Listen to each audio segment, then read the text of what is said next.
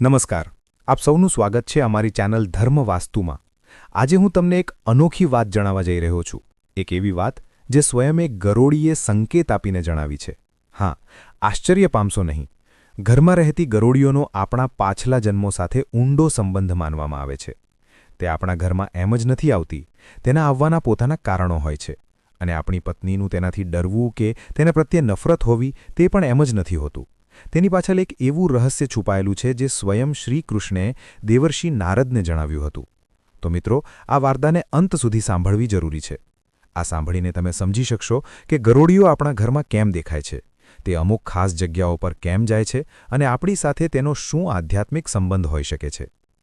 એકવાર નારદજીએ શ્રીકૃષ્ણને અત્યંત વિનમ્ર ભાવે પ્રશ્ન કર્યો, હે માધવ, જે સ્ત્રી પોતાના પતિને વશમાં કરવાનો પ્રયત્ન કરે છે તેનું ફળ શું હોય છે, અને તે પતિ જે પોતાની પત્નીને દાસી બનાવીને રાખે છે તેનો અંત કેવો હોય છે?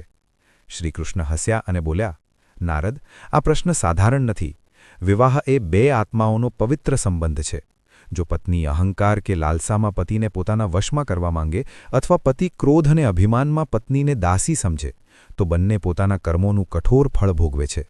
કૃષ્ણ આગળ બોલ્યા, આ વિષય પર એક પ્રાચીન કથા છે. જે પતિ પત્ની આને પૂરા ધ્યાનથી સાંભળે છે તેમના જીવનમાં સૌભાગ્ય, શાંતિ અને સમૃદ્ધિ આપોઆપ વધે છે.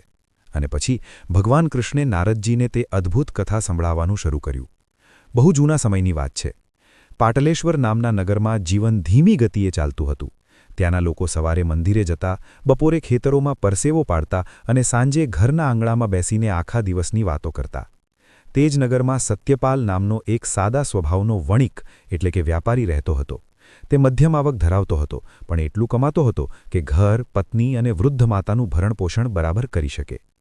સત્યપાલની પત્ની માલિની સુંદર હતી, પણ તેની સુંદરતા કરતાં વધુ ધ્યાન ખેંચતી તેની આકાંક્ષાઓ.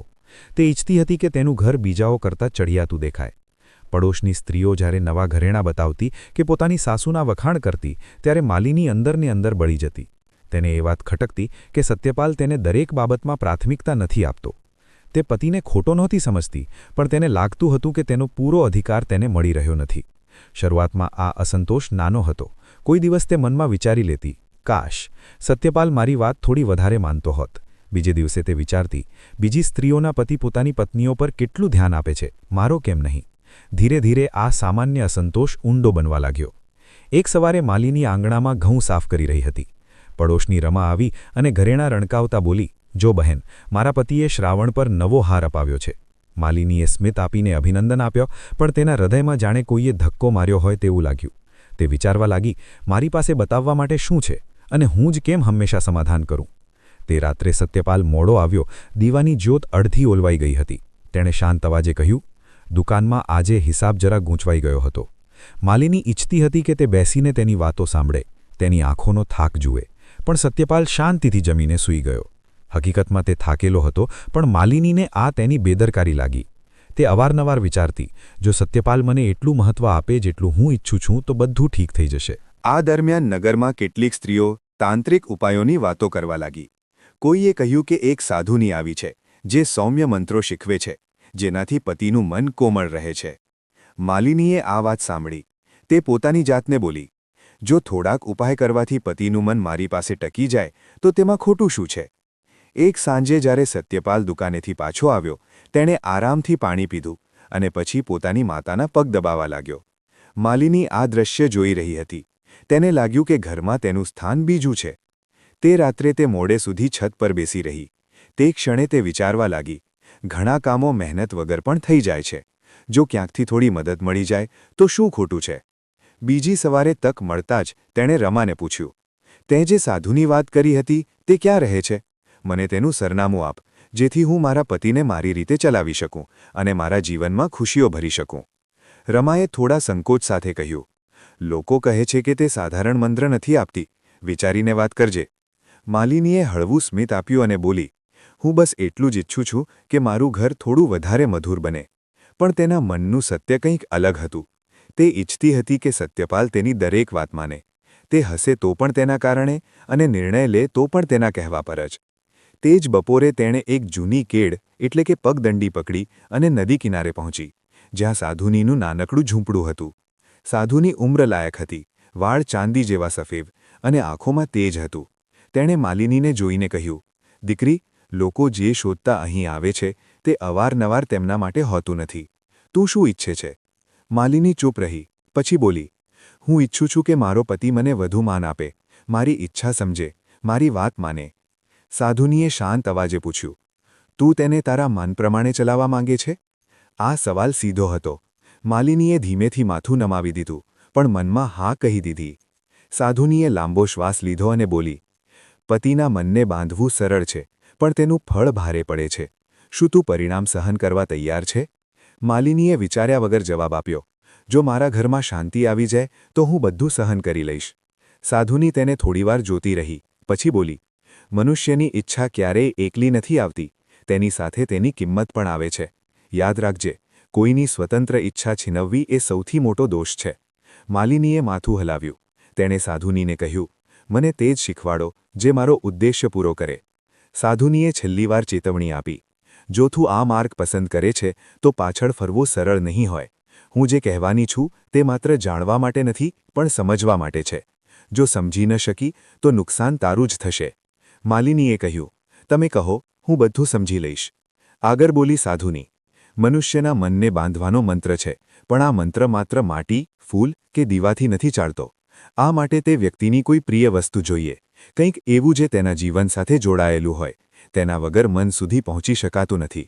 માલિનીએ ધીમેથી પૂછ્યું, શું જોઈએ? સાધુનીએ સ્પષ્ટ કહ્યું, તેના વાળ, બસ એક નાનો ગુચ્છો. માલિની એક ક્ષણ માટે ચોંકી ગઈ અને બોલી, વાળ? શું આ યોગ્ય છે? સાધુનીએ ઉત્તર આપ્યો, યોગ્ય કે અયોગ્ય મનુષ્ય નક્કી કરે છે.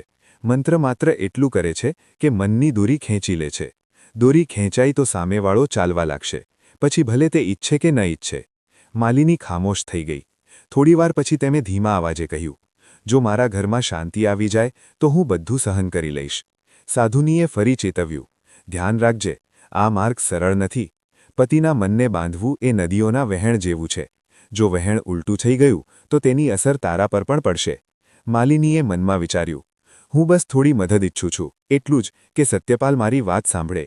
ત્યારબાદ તે ઘરે પાછી આવી અને એક તકની રાહ જોવા લાગી. તે રાત્રે માલિનીએ સત્યપાલ ગાઢ નિંદ્રામાં જાય તેની રાહ જોઈ. તે ધીમેથી ઉઠી અને પોતાના પતિ પાસે જઈને બેસી ગઈ. થોડી ક્ષણ તેણે તેને શાંતિથી સૂતેલો જોયો. તે ધીમેથી તેના માથા પાસે નમી અને વાળનો એક નાનો ગુચ્છો આંગળીઓથી કાપી લીધો. સત્યપાલે ઊંઘમાં પડખું ફેરવ્યું, પણ જાગ્યો નહીં. માલિનીના ધબકારા વધી ગયા હતા, પણ તે તરત જ ઉઠીને બહાર જતી રહી. બીજી સવારે તે ફરી સાધુની પાસે પહોંચી. સાધુનીએ વાળ જોતા જ કહ્યું, તે વિચારી સમજીને આ ડગલું ભર્યું છે? માલિનીએ હળવા અવાજે કહ્યું, હા, હું તૈયાર છું. સાધુનીએ તેને એક નાના ખુલ્લા ઘેરામાં બેસાડી. ચારે તરફ લીમડાના લાકડા રાખ્યા હતા. વચ્ચે કાળો ગોળ પથ્થર હતો, જેના પર હળદર અને સિંદૂરના પડ જામ્યા હતા. સાધુનીએ ધીમા અવાજે કહ્યું, અહીં જે પણ થશે તે માત્ર દેખાશે નહીં, પણ અસર પણ કરશે. ડર લાગે તો મનને સ્થિર રાખજે. માલિનીએ પૂછ્યું, શું દુખાવો થશે? સાધુનીએ કહ્યું, દુખાવો મનમાં થશે, શરીરમાં નહીં. પણ દુખાવા કરતાં વધુ ડરથી બચજે. મંત્રમાં ડર નબળાઈ લાવે છે. પછી સાધુનીએ વાળ પથ્થર પર રાખ્યા અને એક પાત્ર લીધું જેમાં ઘટ્ટ લાલ રંગનું પ્રવાહી હતું. તેણે ધીમા અવાજે મંત્ર ભણવાનું શરૂ કર્યું. અવાજ અને પવન મળીને વાતાવરણ ભારે બનાવી રહ્યા હતા. માલિનીએ હાથ જોડ્યા અને ધીમેથી પૂછ્યું, આ મંત્ર કેવી રીતે કામ કરે છે? સાધુનીએ મંત્ર રોકીને જવાબ આપ્યો, મનને મન સાથે બાંધે છે, ઈચ્છાને ઈચ્છા સાથે જોડે છે. જ્યાં સુધી મંત્ર પોતાની જગ્યાએ રહેશે, તારો પતિ તારી વાતોને પોતાની ઈચ્છા સમજશે. તેને લાગશે કે તેના નિર્ણયો તે જ છે જે તે પોતે લેવા માંગે છે. માલિનીએ પૂછ્યું, અને જો હું ક્યારે આને રોકવા માંગુ તો? સાધુનીએ તેની આંખોમાં જોઈને કહ્યું, જે દોરીને બાંધવામાં આવે છે તેને છોડવી સરળ નથી. ઘણીવાર બંધન એટલું મજબૂત થઈ જાય છે કે તેને ખોલતી વખતે બંનેને પીડા થાય છે. માલિની થોડી અસ્વસ્થ થઈ, પણ તેના મનમાં લાલસા હજુ વધુ હતી.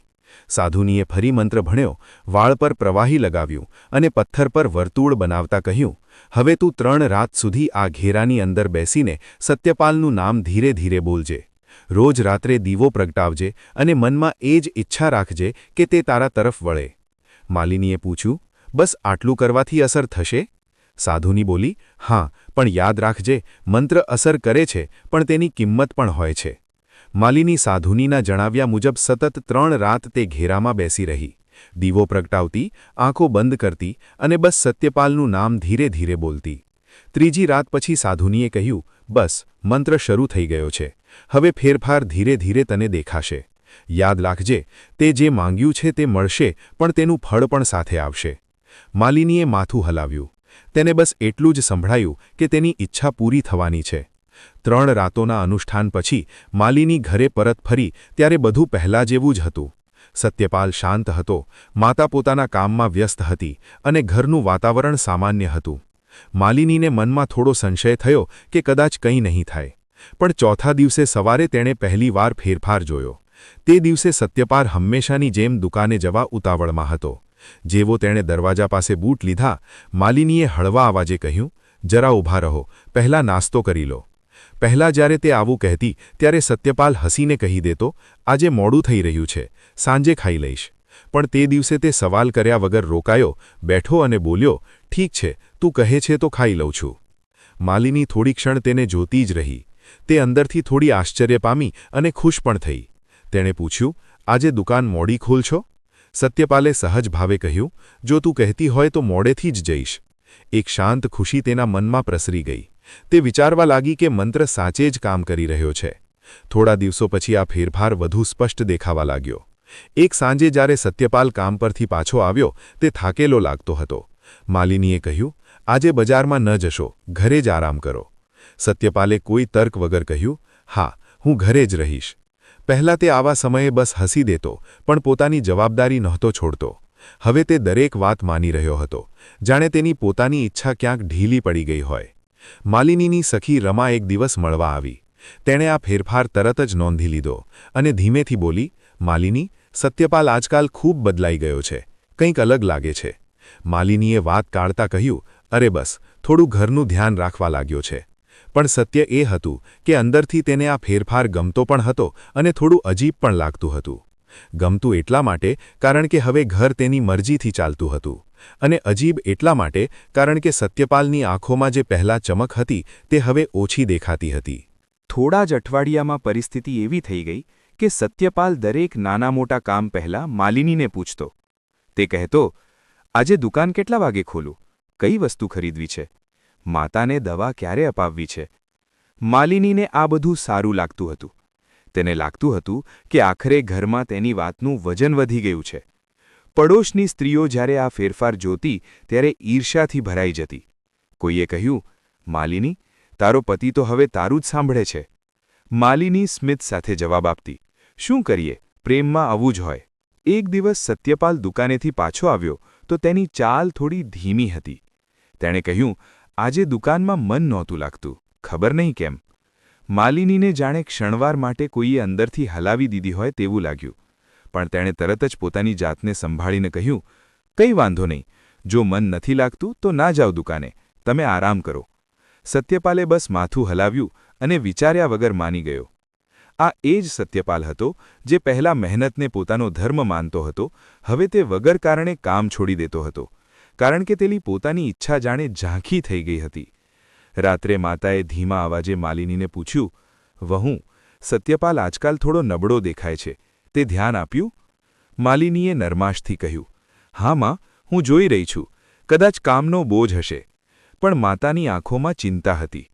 પછી થોડા દિવસો પછી સત્યપાલની માતા બીમાર પડી. સત્યપાલે કહ્યું, મારે વૈદ્ય પાસે જવું જોઈએ. માલિનીએ તરત જ કહ્યું, અત્યારે ના જાઓ, પહેલાં ઘરનું કામ પૂરું કરી લો, પછી જજો. પહેલાં સત્યપાલ દલીહ કરતો કે માની તબિયત પહેલાં છે, કામ પછી. પણ આ વખતે તેણે બસ કહ્યું, ઠીક છે, જેમ તું કહે. માલિનીએ એક ક્ષણ માટે પોતાનામાં એક અજીબ ગર્વ અનુભવ્યો, જાણે તેણે જીત મેળવી લીધી હોય. તેને લાગ્યું, હવે ઘર ખરેખર મારી મુઠ્ઠીમાં છે.